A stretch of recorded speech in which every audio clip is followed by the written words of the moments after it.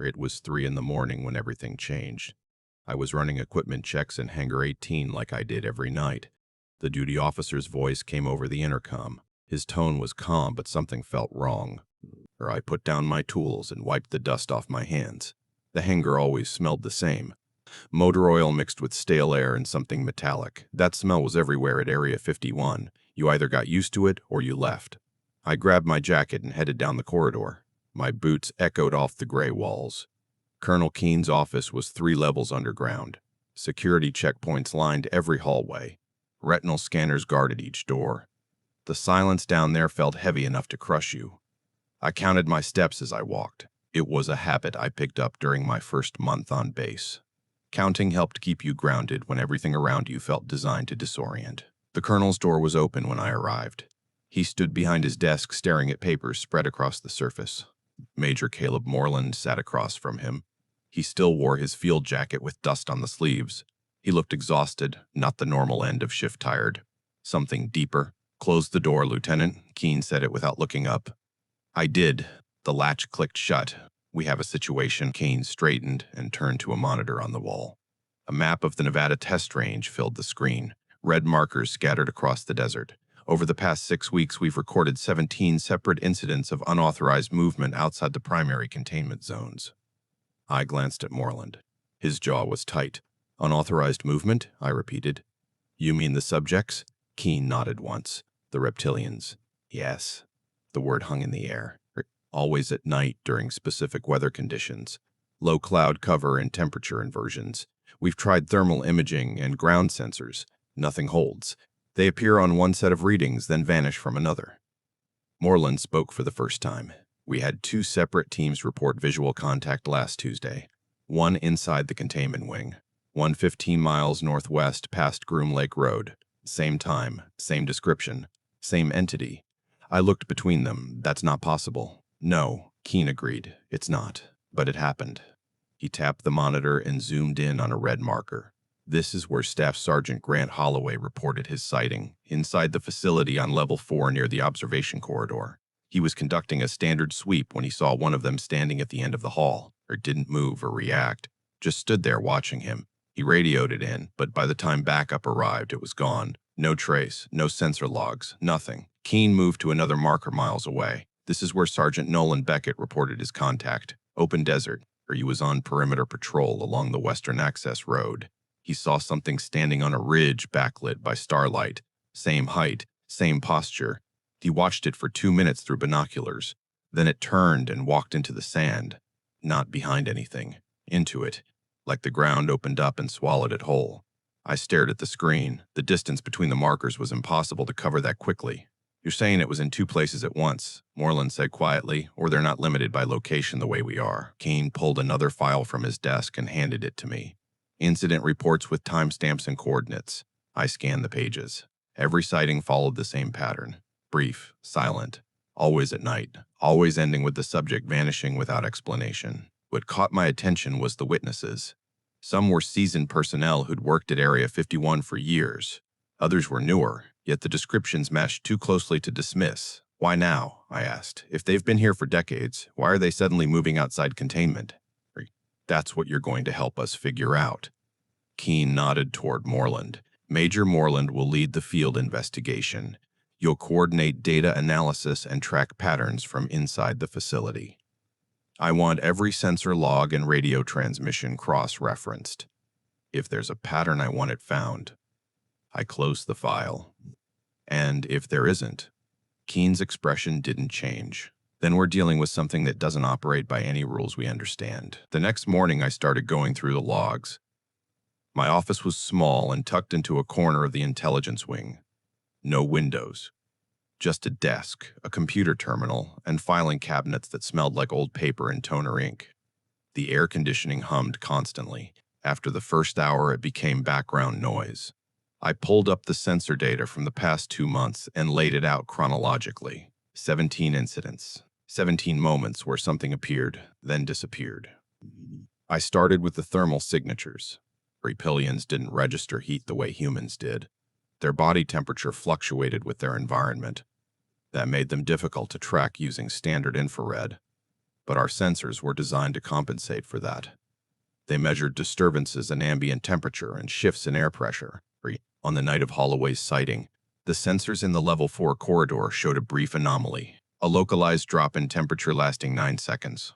The reading spiked at 0700 hours, then flatlined. No movement detected before or after, just that single pulse of cold air. I cross-referenced it with Beckett's report. His contact occurred at 0248 hours, 15 miles away. The timing was too close to ignore. When I pulled the perimeter sensor logs from that location, I found something stranger. There was no temperature anomaly, no pressure shift, nothing to indicate a physical presence. Just a brief electromagnetic disturbance, barely enough to register. I leaned back in my chair and stared at the screen. 2 contacts at the same time, different signatures. One left a thermal trace, the other left an electromagnetic one, as if the same entity had split itself into 2 different forms of energy. I printed the data and pinned it to the wall above my desk. Then I started pulling radio logs.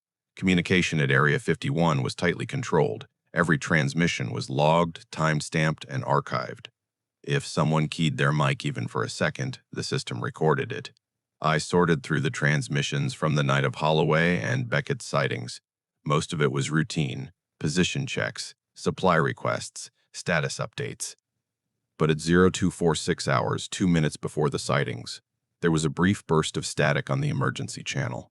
No voice, no signal, just white noise lasting 3 seconds, then cutting out. I played it back. The static had a rhythm to it, a pattern buried in the noise. I slowed the playback and ran it through a frequency analyzer. The result made my stomach tighten. The static wasn't random, it was structured. A repeating pulse evenly spaced like a heartbeat, and underneath it, faint but clear, was something that sounded almost like breathing. I saved the file and flagged it for Moreland. Then I went back to the sensor logs and started looking for similar patterns. What I found made me stop counting my steps that day. Every incident over the past 6 weeks had been preceded by the same burst of static, always on the emergency channel, always 2 minutes before visual contact, always followed by that same rhythmic pulse. Someone or something was broadcasting before they appeared. He looked like he hadn't slept in days, eyes red, jaw set in that way people get when they're too tired to admit it. I found something. I handed him the folder. He flipped through it without speaking. When he reached the frequency analysis, he paused. "You're saying they're transmitting?" "Or something is. Every incident has the same precursor signal, same frequency, same pattern. It's like they're announcing themselves before they show up." Moreland closed the folder and looked at me. "Or they're tuning in to us, to our comms and our sensors. Maybe they're not broadcasting. Maybe they're listening first, figuring out who can hear them. I hadn't considered that." The idea sent a cold feeling through my chest. "Idea selective." "I think," Moreland said slowly, "that they don't show up for everyone. Holloway saw one inside the facility. Beckett saw one outside. But the rest of their teams didn't see anything. Same location, same time, but only certain people made contact. Why?" He shook his head. "That's what we need to figure out." That night I went back through the personnel files for every witness. Holloway, Beckett, and the 15 others who had reported sightings over the past 6 weeks. I was looking for commonalities, background, training, psychological profiles, anything that might explain why they had been chosen. What I found was inconsistency. Holloway was career military, 3 tours overseas, decorated, steady. Beckett was newer, less than a year on base, quiet, kept to himself. Some of the others had technical backgrounds. Some didn't. There was no pattern in their training, no shared history, no obvious link. But there was something else, something I almost missed. Every single witness had flagged anomalies in their psychological evaluations. Not anything disqualifying, just small notes in their files. Heightened intuition, nonlinear problem solving, tendency toward abstract thinking. Most of them had scored higher than average on pattern recognition tests. They were the kind of people who noticed things others didn't. I highlighted the notes and added them to my report. Then I sat back and stared at the screen. Report. The Reptilians weren't showing themselves to everyone. They were showing themselves to people whose minds worked a certain way, people who could see past the surface, people who were in some sense already looking. The next morning, Moreland assembled a small team for a night observation run. Just 4 of us, Moreland, Beckett, Holloway, and me. The goal was simple. Go to one of the high-activity zones and wait. If the Reptilians were moving through the desert, we'd try to document it. We left at 2100 hours. 2 vehicles heading northwest along the old access road. The desert was quiet, the kind of quiet that felt deliberate. No wind, no insects, just the hum of engines and the crunch of gravel under tires. We stopped near a ridge overlooking Groom Lake. A dry basin stretched for miles under the stars. Moreland killed the headlights and we stepped out into the cold. The air smelled clean and sharp, nothing like the recycled atmosphere inside the facility. Holloway set up a tripod-mounted thermal scope while Beckett scanned the horizon with binoculars. I pulled out a handheld radio and switched to the emergency channel, listening for that pulse, that heartbeat buried in static. For the first hour, nothing happened, just silence and starlight. I counted the minutes, then the seconds. Counting helped. It always did. At 22:47 hours, the radio hissed. I froze. The static rolled in slow and steady, building like a wave. I adjusted the volume and listened. There it was, the pulse, rhythmic and even, breathing. "I've got the signal," I said quietly. Moreland moved beside me, listening, his jaw tightened. "How long?" Started 10 seconds ago. He turned to Holloway. "Anything on thermal?" "Negative. Clear in all directions." The pulse continued. I counted the intervals, 2 seconds between each beat. Steady and deliberate, like a clock ticking inside the static. Then at 22:49 hours, it stopped. The silence that followed felt heavier than before. I scanned the ridge, the basin, the empty expanse of sand stretching toward the horizon. Nothing moved. "Holloway?" Moreland asked. "Still clear."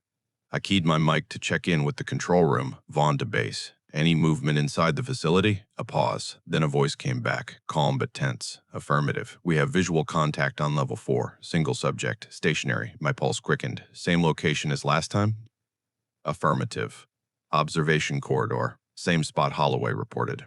I looked at Holloway. He was still scanning through the thermal scope, face pressed to the eyepiece. "I don't see anything out here," but something had changed. The air felt different, like the pressure had dropped in the span of a breath. Beckett lowered his binoculars and pointed toward the basin. There, I followed his line of sight. At first I didn't see it, just sand and shadow. Then the starlight shifted and I caught the outline, tall and motionless, standing in the open where nothing should be. "Contact," Moreland said softly. "Everyone hold position." I raised my own binoculars and focused. The figure was humanoid but wrong, too tall, too still. The proportions didn't match anything I'd seen before. It stood facing us, arms at its sides, unmoving. "Thermal?" Moreland asked. "Negative," Holloway replied. "Nothing on thermal, no heat signature at all." The figure didn't move. It just stood there, watching. I felt something tighten in my chest, a pressure that had nothing to do with altitude or cold. This thing was here and it was somewhere else at the same time. I lowered the binoculars and checked my watch. 22:50 hours. 2 minutes had passed since the static stopped. I keyed the radio again. "Vaughn to base." "Is the subject still on level 4? Another pause. Then the voice came back. "Negative. Subject disappeared at 22:49 hours. No trace." The same moment the pulse stopped, or he was putting it together the same way I was. The reptilians weren't traveling. They were shifting from one place to another, not through space, through something else. "What do we do?" Beckett asked quietly. Moreland didn't answer right away. He just stared at the figure in the basin, standing silent under the stars. Then, without warning, it moved. Not toward us, not away. It simply turned, slow and deliberate, and began walking. Not across the sand, into it. Step by step, sinking down, the ground swallowing it whole, until there was nothing left but empty desert. We stood there in silence, watching the place where it had been. The cold air pressed against my skin. The smell of dust and something faint hung in the air. Something like ozone. Holloway lowered the scope. He just turned back toward the vehicles and said, "We're going back." The drive back to base felt longer than it should have. Nobody spoke. The headlights cut through the dark, tracing the road in short bursts of white. I kept replaying what I'd seen. The figure standing motionless in the basin, then sinking into the sand like it was water. Not stepping behind anything. Not disappearing into shadow. Just descending. Deliberate and slow until the ground closed over it. Beckett sat beside me, staring out the window. His hands were steady, but I could see the tension in his jaw. Holloway rode in the back with his arms crossed, eyes fixed on nothing. Moreland drove in silence, both hands on the wheel, his expression locked somewhere between focus and disbelief. When we reached the main gate, the guards waved us through without comment. We rolled into the motor pool and parked under the floodlights. The smell of diesel and hot asphalt mixed with the cold desert air.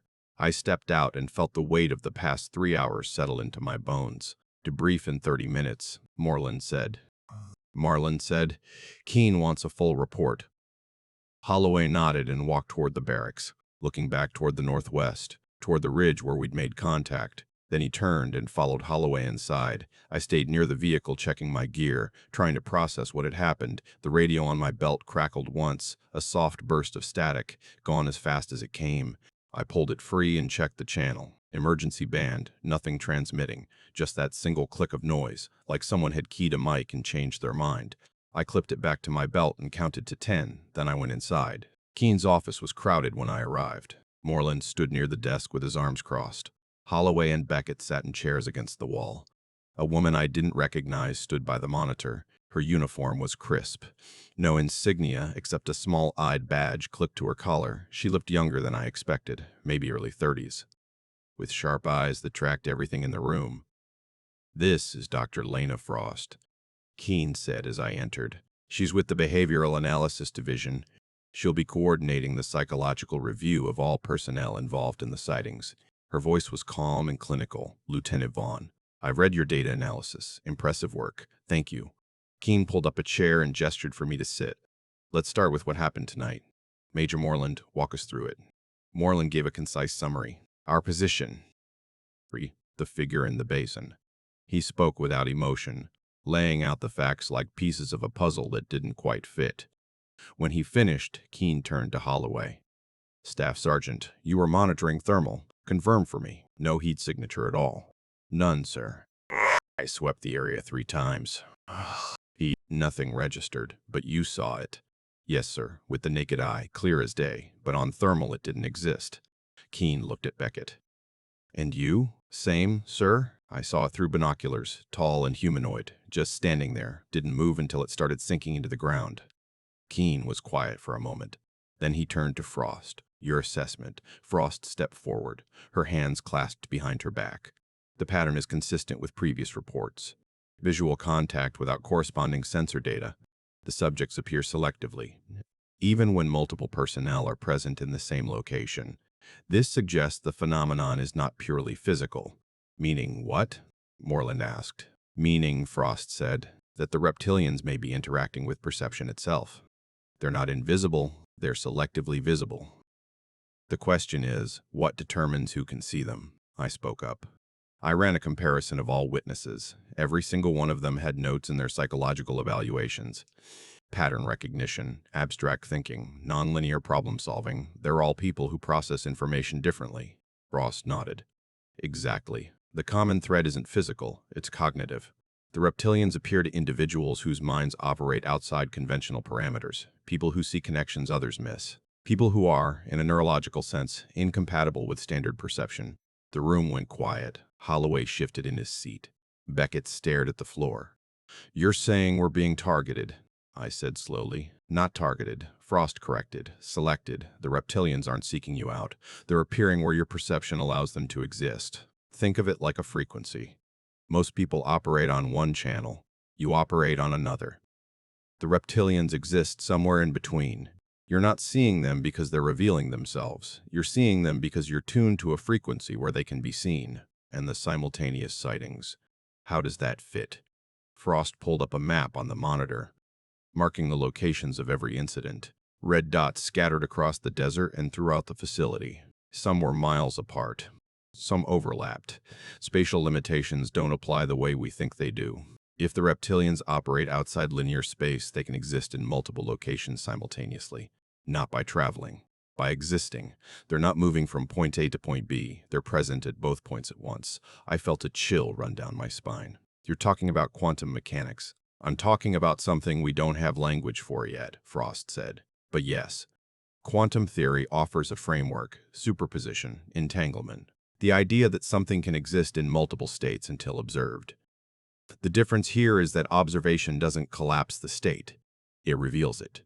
And only certain observers can do that." Keene stood and walked to the monitor, staring at the map. "So what do we do? We can't contain something that doesn't obey spatial laws. We can't track something that only appears to people whose minds work a certain way. We stop trying to contain it," Frost said. and we start trying to understand it. Over the next week, Frost conducted interviews with every witness. I sat in on most of them, taking notes, watching her work. She asked strange questions, things that had nothing to do with the sightings themselves. She asked about dreams, about moments when time felt wrong or space felt stretched. She asked if they'd ever experienced déjà vu, if they'd ever seen patterns in randomness, if they'd ever felt like they were in two places at once. Most people answered cautiously, unsure where the questions were leading, but the answers painted a picture. These weren't random personnel. They were people who had always felt slightly out of step with the world, people who noticed things others dismissed, people who had learned to trust instincts over logic. On the fifth day, Frost called me into her office. It was small, tucked into a corner of the medical wing, white walls and a single desk cluttered with files. She gestured to a chair and I sat. "I'd been reviewing your cognitive profile," she said, pulling up a file on her laptop. "You score high on pattern recognition and spatial reasoning. You also have a tendency toward what we call liminal awareness, an ability to perceive transitional states, moments between things, edges. I count a lot," I said. "Helps me focus. It's more than that," Frost said. "Counting is a form of measurement.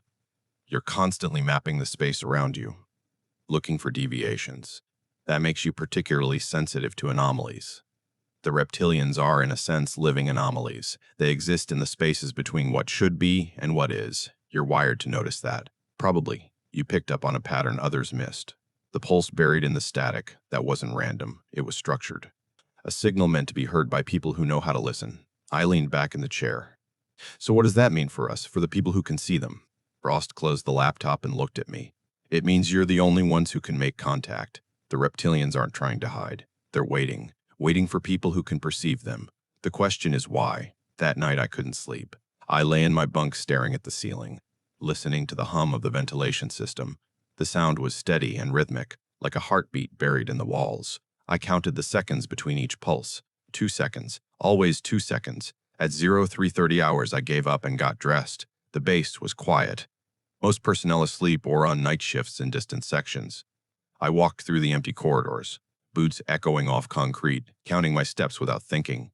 I found myself at the observation corridor on level 4, the same place Holloway had seen the reptilian. The hallway stretched ahead, lit by pale fluorescent lights that flickered every few seconds. The air smelled sterile and filtered, nothing alive in it. I stood at the far end and looked down the corridor. Nothing moved, no shadows, no sounds except the faint hum of electricity in the walls. I pulled my radio from my belt and switched to the emergency channel. Listening, static, faint and constant. No pulse, no rhythm, just noise. Then at 0247 hours, it changed. The static deepened, rolling in like a wave. I adjusted the volume and listened. There it was, the pulse, very slow and even. Breathing, I counted the intervals. 2 seconds between each beat, the same pattern as before. I looked up. At the end of the corridor, something moved. Not walked, moved. A shift in the air, a distortion like heat rising off asphalt. Then it solidified, tall and motionless, standing where nothing had been a second before. I didn't move, didn't breathe, just watched. The figure stood facing me, arms at its sides, head slightly tilted. The proportions were wrong, too tall, limbs too long, the posture too still to be human. Its skin, if you could call it that, had a faint sheen, like wet stone under moonlight. No eyes that I could see, no mouth. Just the outline of something that resembled a face but wasn't. The radio in my hand hissed. The pulse continued. 2 seconds, 2 seconds. I forced myself to speak. "Why are you here?" The figure didn't respond. It just stood there, watching, or maybe not watching, maybe just existing in the same space I was, aware of me in a way that had nothing to do with sight. I took a step forward. The air felt heavier, colder. The fluorescent lights flickered once, then held steady. "Who are you?" Still nothing, just that stillness, that presence. Then the radio gave a sharp burst of static and the figure shifted, not moved, shifted, like a channel changing, like reality adjusting. One moment it was there, the next it wasn't. No fade, no blur, just gone. The pulse stopped. The static flattened into silence. I stood alone in the corridor, heart pounding, breath shallow. The lights flickered again. The air tasted like metal. I keyed my mic to call it in, then stopped. If I reported this, they'd pull me off the investigation. They'd say I was compromised, seeing things. But I wasn't. I knew what I'd seen, and I knew it had been real. I clicked the radio back to my belt and walked out of the corridor, counting my steps, 37 to the elevator, 12 floors down, 42 steps to my office. When I sat down at my desk, I pulled up the sensor logs for level 4. The timestamp read 0247 hours. Temperature drop, 9 seconds, same as before. But when I checked the perimeter sensors for the desert zone, I found something else. At 0248 hours, 1 minute after my contact, there had been another sighting. Beckett on night patrol had reported visual contact near the same ridge where we'd seen the figure before. Same description, same silent presence, 2 places, same time, same entity. I printed the logs and pinned them to the wall. Then I sat back and stared at the pattern taking shape in front of me. The reptilians weren't just appearing, they were testing us, measuring us, seeing who could perceive them and how far that perception could stretch.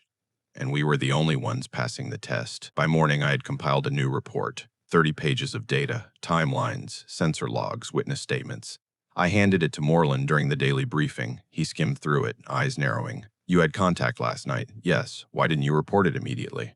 "Because I needed to confirm the pattern first." And I did. Beckett saw the same entity 1 minute later, 15 miles away. It's not random. They're coordinating, appearing to multiple witnesses in sequence, testing our perception. Moreland closed the report and looked at me. "I don't know, but I think Frost is right. They're not trying to hide. They're trying to be seen by the right people." Keene entered the room and Moreland handed him the report. The colonel read in silence, his expression unreadable. When he finished, he set it down and looked at both of us. "Dr. Frost has proposed a new protocol," Keene said. "A controlled observation. We select a team of high-sensitivity personnel, people who have already made contact, and we position them at key locations, inside the facility and outside. We coordinate timing, monitor all channels, and wait. If the reptilians appear, we document everything. If they don't, we analyze why. You're setting a trap," I said. "No," Keene corrected. "We're setting a meeting. The observation was scheduled for 2200 hours. 6 personnel total: Moreland, Holloway, Beckett, Frost, myself, and 1 other. Staff Sergeant Ramona Sills, a communications specialist who had reported a sighting 3 weeks prior. We divided into 2 teams.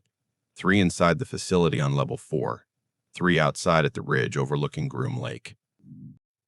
I was assigned to the exterior team with Moreland and Beckett. We left at dusk, driving the same route we'd taken before. The desert was cold, the sky clear. Stars filled the horizon, dense and bright. No moon, just darkness and light pressed together. We set up on the ridge at 2145 hours. Thermal scope, radio, recording equipment. Everything positioned to capture whatever happened next.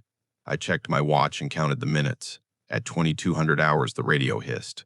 I adjusted the volume. The static rolled in, building slow and steady, then the pulse, rhythmic and even. "Breathing. I've got the signal," I said. Moreland scanned the basin through the thermal scope. "Nothing yet." Beckett stood beside me, eyes fixed on the dark expanse below. He was quiet and focused. The kind of focus that comes from knowing something's about to happen. At 2202 hours, the pulse stopped. The silence felt deliberate, heavy. I looked at Moreland. He lowered the scope and pointed. "There." I followed his line of sight. At first I saw nothing. Then the starlight shifted and the outline appeared. Tall and motionless, standing in the open sand.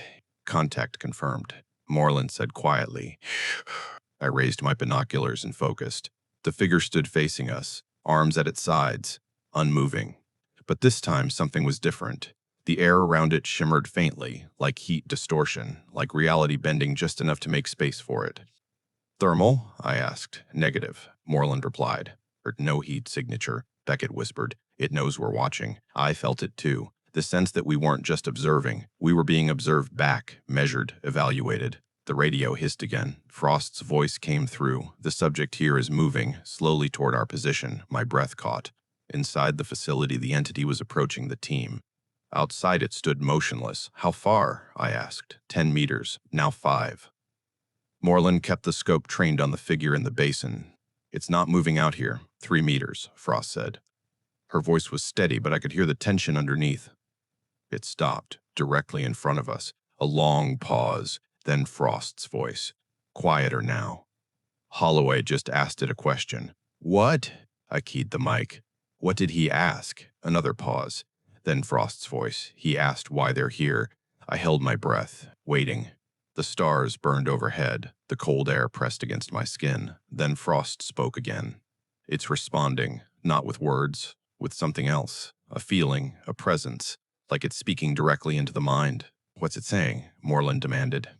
Frost didn't answer right away. When she did, her voice was different, shaken. It says we've always been here. We're just now being seen. The figure in the basin moved, not toward us, not away. It turned slowly, facing the horizon, and began walking, step by step, sinking into the sand, the ground swallowing it whole. I watched until there was nothing left, just empty desert and silence. The radio clicked once. Then Frost's voice came through. The subject here just disappeared, no trace. Simultaneous presence. Moreland packed up the scope without speaking. Beckett stared at the place where the figure had been, his expression unreadable. We drove back to base in silence, the weight of what we'd witnessed settling into every corner of the vehicle. The smell of cold air and dust filled the cab. The headlights cut through the dark, tracing the road 1 mile at a time. When we reached the gate, Moreland finally spoke. They're not prisoners here. They never were. I looked at him. Then, what are they? He didn't answer. He just stared ahead, hands tight on the wheel, and drove through the gate into the light. The debriefing lasted 3 hours. We sat in Keen's office, recounting every detail, every second of contact. Frost took notes, her expression unreadable. Holloway described the moment the entity had moved toward them, silent and deliberate, radiating a presence that felt less like threat and more like attention. He said when he asked the question he hadn't expected an answer. But it came anyway, not through sound, but through sensation, a certainty planted directly in his mind. We've always been here. We're just now being seen. Keen listened without interruption. When we finished, he leaned back in his chair and stared at the wall for a long moment. Then he looked at Frost. Your interpretation? Frost set down her tablet. The Reptilians aren't extraterrestrial in the conventional sense. They're not from another planet. They're from another layer of reality. A parallel state that exists alongside ours, but not within it. Most people can't perceive that layer. Their consciousness is locked to the frequency of linear space and time. But certain individuals, those with cognitive patterns that deviate from the norm, can tune into that layer, not by choice, by nature. You're saying they've been here all along? Moreland said. We just couldn't see them. And they couldn't interact with us until we developed the ability to perceive them. Technology, infrastructure, the electromagnetic environment of a place like Area 51. It may have created conditions that allowed the two layers to overlap more clearly. Or it may have attracted individuals whose minds were already capable of bridging the gap.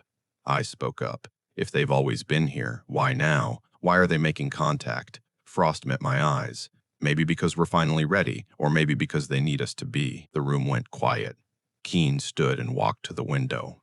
Or what would have been a window if we weren't 3 levels underground. Instead, he stared at the blank concrete wall. If what you're saying is true, then containment is impossible. We can't lock down something that exists outside the rules of space. No, Frost agreed, but we can learn to coexist with it. Keen turned back, and if we can't? Frost didn't answer right away. When she did, her voice was steady, but I heard the uncertainty underneath. Reburned, then we risk losing the people who can perceive them. The more contact they make, the more their perception will shift. Eventually, they may exist more in that layer than in ours, and we won't be able to bring them back. Over the next 2 weeks, the sightings intensified, Police, not in frequency, but in clarity. The Reptilians were no longer appearing at random. They were appearing in patterns, specific times, specific locations, always to the same group of individuals. Holloway saw one in the mess hall at 0600 hours, standing near the wall. Beckett encountered another during a supply run, standing on the side of the highway, under the full sun. I saw them 3 more times, once in my office, once in the motor pool, once outside my quarters at 0300 hours. Standing in the empty courtyard like it had been waiting for me. Each time the radio signal preceded the contact. The pulse, the breathing, 2 seconds between each beat, and each time the entity didn't move, didn't speak, just stood there, present and aware, radiating that same silent attention. Frost conducted more interviews, tracking the psychological changes in all of us. She said our perception was expanding, boundaries blurring between what we saw and what we sensed. Some personnel reported dreaming in places they'd never been, Others described moments of déjà vu so intense they couldn't tell if they were remembering or experiencing. Holloway started carrying a notebook, writing down fragments of thoughts that felt like they didn't belong to him. Beckett stopped sleeping. He said the silence at night felt too loud, like something was listening beneath it. I kept counting steps, seconds, heartbeat intervals. It was the only thing that kept me grounded, the only rhythm I could trust. On the 18th day, Keene called an emergency meeting. The entire observation team plus Frost and 2 officers I didn't recognize. We gathered in a secure conference room. No recording devices, no windows. We've received new intelligence, Keene said. 3 days ago, a similar phenomenon was reported at another facility. Classified location, different personnel. But the same pattern, selective sightings, simultaneous contacts, entities appearing to individuals with high cognitive variance. The details match ours exactly. Moreland leaned forward. How many locations? 4 so far, all high-security sites, all within the past 6 months. Frost's expression tightened. It's not isolated to Area 51. It's expanding. Or, one of the officers said, it was always this widespread. We're just now noticing. Keene pulled up a map on the monitor. Red markers scattered across the country. Nevada, New Mexico, Alaska, Utah. Each one a classified facility. Each one reporting the same phenomenon. The pattern suggests coordination. Not random appearances, deliberate contact with specific individuals at specific sites. The question is, what are they coordinating for? I stared at the map, counting the markers. 12 in total, 12 sites. 12 groups of people seeing what others couldn't. They're building a network, I said quietly. Everyone turned to look at me. They're not just making contact, I continued. They're connecting. Every person who sees them becomes a node, a bridge between their reality and ours. The more people who perceive them, the more overlap there is between the 2 layers. Eventually, the boundary won't exist anymore. Frost nodded slowly. That would explain the intensification. The more contact we make, the clearer they become. We're not observing them. We're anchoring them. Keene sat down heavily. And if we stop making contact, we can't, Frost said. Perception doesn't reverse.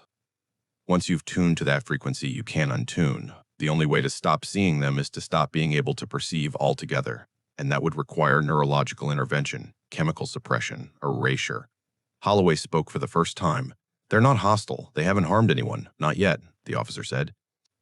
Not ever, Holloway insisted. If they wanted us gone, we'd be gone. But they don't. They're just existing, letting us see them. Maybe that's the point. What point? Keene asked. Holloway looked at him, eyes steady, that we're not alone, and we never were. That night I couldn't stop thinking about what Holloway had said. I lay in my bunk staring at the ceiling, listening to the hum of the ventilation. The sound was steady and rhythmic, 2 seconds between each pulse. At 0330 hours, I gave up and got dressed. The base was quiet. I walked through the empty corridors, counting my steps. 37 to the elevator, 12 floors down, 42 steps to the observation corridor on level 4. I stood at the far end and looked down the hallway. The fluorescent lights flickered every few seconds. The air was still. I pulled my radio from my belt and switched to the emergency channel, static, faint, and constant. Then, at 0247 hours, it changed. The pulse rolled in, slow and steady. I listened. 2 seconds, 2 seconds, 2 seconds. I looked up.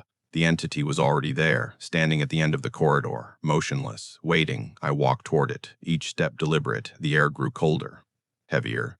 The fluorescent lights dimmed slightly, casting long shadows that didn't match the geometry of the hall.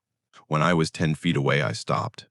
The entity stood facing me, tall and still, the outline of something that resembled a face but wasn't. No eyes, no mouth, just presence. I forced myself to speak. "What do you want from us?" The radio in my hand hissed. The pulse continued. Breathing. Then something shifted. Not the entity, not the air. My perception. I was standing somewhere else. A vast open space, dark and silent, filled with shapes that moved without moving, and I understood. Not through words, but through sensation. That this was where they existed, always. A layer beneath, or beside, or within our own. A place that had no location, because it was every location. And we had always been there too. We just hadn't known how to see it. The vision faded. I was back in the corridor, heart pounding, breath shallow. The entity remained, silent and still. "You're not here to harm us," I said quietly, "or you're here to be seen." The radio gave a sharp burst of static. Then for the first time I heard something, not words, not sound, but a resonance, deep and certain, planted directly in my mind. The entity shifted, not moved, shifted. One moment it was there, the next it wasn't. No fade, no blur, just gone. The pulse stopped, the static flattened into silence. I stood alone in the corridor, the fluorescent lights humming overhead. The air tasted like metal. My hands were shaking. I counted to 10, then I walked back to my office. The next morning I submitted my final report. 23 pages of analysis, conclusions, and recommendations. I handed it to Keene in person. He read it in silence, his expression unreadable. When he finished, he set it down and looked at me. "You're recommending we cease all containment protocols. Containment is impossible. They're not contained. They never were. We've been operating under the assumption that they're prisoners, but they're not. They're residents. They exist here the same way we do, just in a different state. Trying to contain them is like trying to contain a frequency, and the risk. There is no risk. They've had countless opportunities to harm us. They haven't. They're not hostile. They're not even active in the way we understand activity. They're just present, waiting to be perceived by those who can perceive them."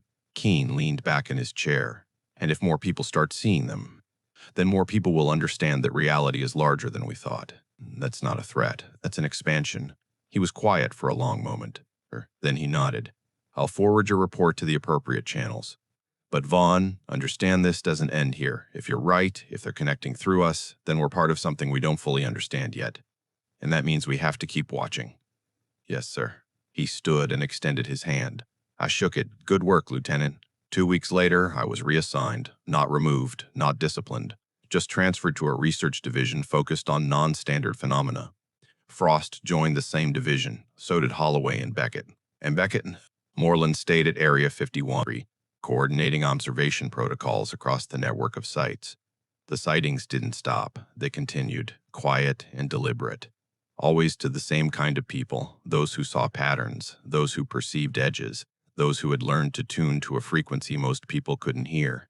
I still counted steps, seconds, heartbeats. It kept me grounded, reminded me that some things were measurable, even when others weren't. But every few days I'd see one of them, standing at the edge of a room, walking across an empty field, sitting in the shadows of a corridor, silent, motionless, present. And I'd nod, a small acknowledgement, not out of fear, not out of reverence, just recognition. They were here, we were here. And the boundary between the two had never been as solid as we thought. Years later, I still work in the research division. The network has expanded to 17 sites. Hundreds of personnel have made contact. The data keeps accumulating, patterns emerging in ways we're only beginning to understand. Frost published a paper, classified of course, on liminal perception and cognitive variance. She theorized that the reptilians aren't a separate species. They're a reflection of something deeper. A layer of reality that exists in the spaces between what we can measure and what we can sense. And certain people, through nature or chance, have always had access to that layer. We're not discovering them. Holloway retired last year. He moved to a small town in Montana, far from any facility. He still sees them sometimes, he told me, standing at the edge of the forest at dusk, walking along the highway under the stars. He doesn't report them anymore. He just watches. Beckett stayed on. He runs field observation now, coordinating teams across the network. He says the sightings are becoming more frequent, more clear. The boundary is thinning. More people are tuning in. I asked him once if he thought that was dangerous. He shook his head. "I don't think they care about danger the way we do. They're just existing, and we're finally seeing them for what they've always been. Part of the landscape, part of the architecture, part of everything we thought was empty space." Last week, I drove back to Area 51 for a routine check-in. The base looked the same as it always had. Gray concrete, high fences, endless desert stretching in every direction. I parked near the motor pool and stepped out into the cold night air. The smell of dust and diesel filled my lungs. I counted my steps to the main gate. Always 37. As I walked through the facility, I passed the observation corridor on level 4, the same place where I'd first made contact. The fluorescent lights flickered, casting long shadows. The air was still. I stopped and looked down the hallway, just empty space. Then the air shifted, a distortion, faint but clear, and there it was, tall and motionless, standing at the far end, watching, or maybe not watching, maybe just existing in the same space I was. I stood there for a long moment, counting the seconds. 2, 2, 2, 2. Then I turned and walked away. Not out of fear, not out of dismissal, just acceptance. They were here. They had always been here. and some of us had finally learned to see them. The radio on my belt hissed once, a soft burst of static, gone as fast as it came. I smiled and kept walking. The desert outside Area 51 is vast and silent. At night, the stars fill the sky, dense and bright. If you drive far enough from the lights, far enough into the emptiness, you can feel it. The weight of something watching, not hostile, not threatening. And if you're one of the people who can tune to that frequency, you'll see them. Standing on the ridges, walking through the sand, existing in the spaces between what should be and what is. They're not prisoners, they never were. They're just here. The same way we are, and they're waiting for the rest of us to catch up.